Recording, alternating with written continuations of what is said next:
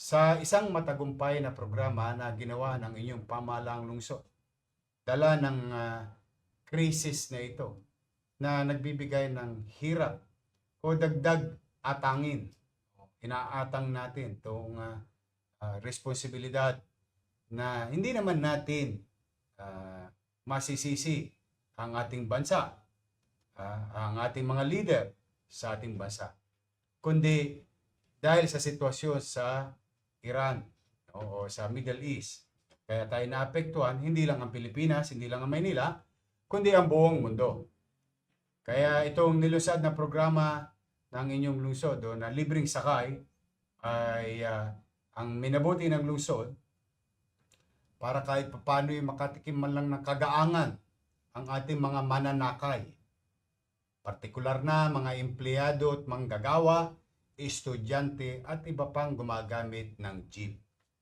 At the same manner, makapagbigay ng kapanatagan ng kalooban sa mga jeepney driver, operator sa ating lungsod na meron silang mayuwing maganda-ganda above on what they're earning nowadays sa hirap ng pamamasada dahil sa mahal ang presyo.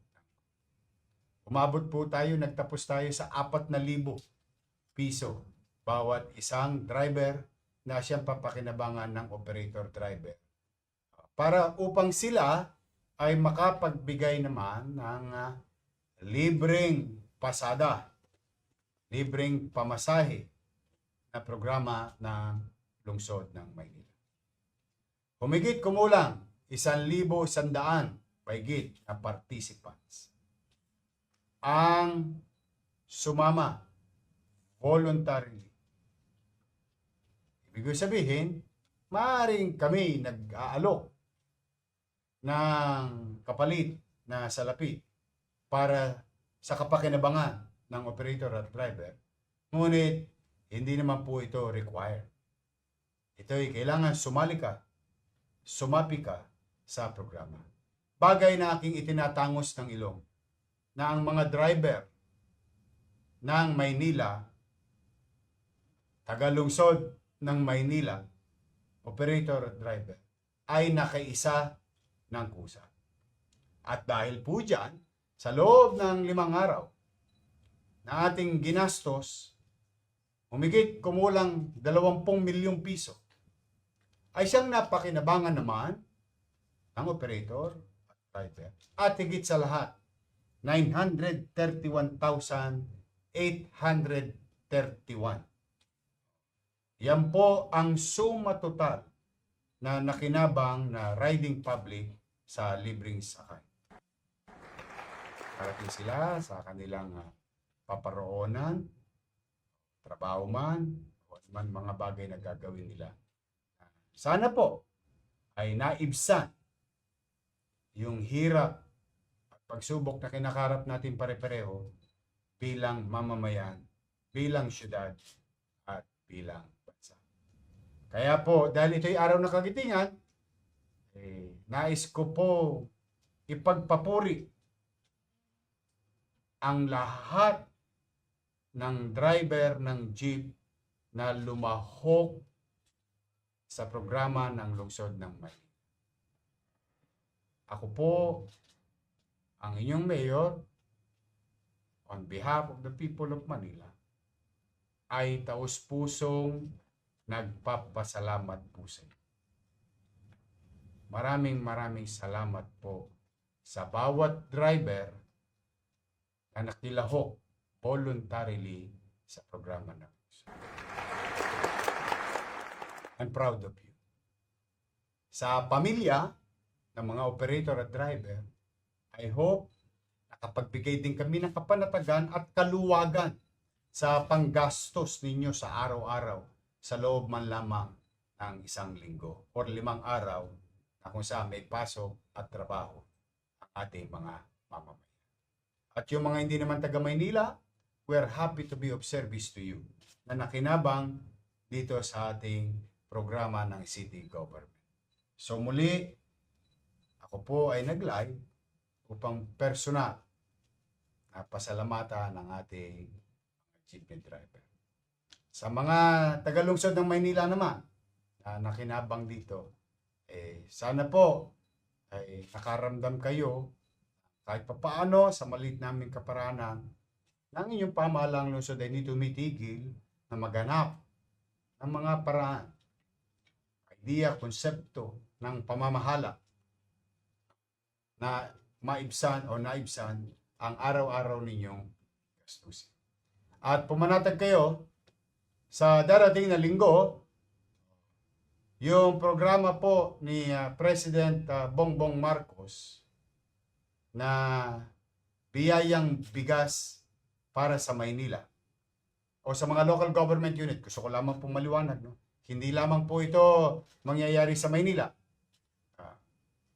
Mabilis lang po ang pamahalang lungsod ng Maynila na ipatupad ito sapagkat nagawa na po natin ang mga alituntunin. Nasunod na po natin ang mga alituntunin o requirements ng batas.